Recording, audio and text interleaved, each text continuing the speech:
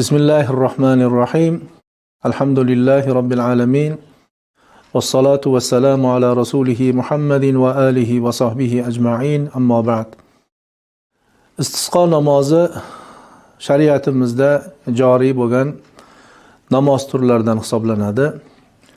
Xususan Hanafi mazhabi ulamolari ham istisqo namozini o'qishlikni joiz deganlar va bunga payg'ambarimiz sollallohu alayhi va sallam hayotlik davrlarida bir necha marta istisqo namozini o'qiganlari va duosini qilganlarini dalil qilib keltiradilar. Demak, istisqo namozi yomg'ir so'rash degan ma'noni anglatib, qurg'oqchilik bo'lgan vaqtlarda, yog'ingarchilik kam bo'lgan vaqtida, insonlar, chorvalar, dehqonchilikda qiyinchilik bo'lgan vaqtida Alloh taolodan rahmat yomg'irini so'rab o'qiladigan namoz turi hisoblanadi.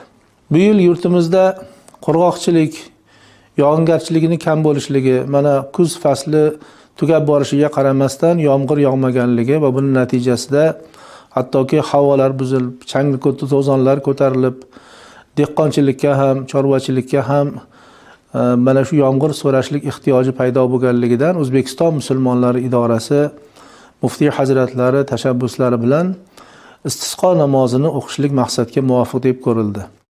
Va inshaalloh 28-noyabr kungi juma kunida, juma namozidan keyin ushbu namozni butun respublikamizdagi masjidlarimizda ado etamiz. Istisqo namozi hozir aytganimizdek ehtiyoj paydo bo'lgan vaqtida o'qiladigan namoz bo'lganligi uchun buni tartibotini ham demak butun ommaga tushuntirib o'tishligimiz maqsadga muvofiq bo'ladi. Istisqo namozi juma namozidan keyin, ya'ni juma namozining farzi va undan keyingi sunnati ado etib bo'lingandan keyin o'qiladi. Istisqo namozi ham 2 rakat xuddi juma namoziga o'xshab imom bilan, jamoat bilan ado etiladi. Imom bunda qiroatni jahriy qilib, ya'ni ovozini chiqarib qiroat qiladi.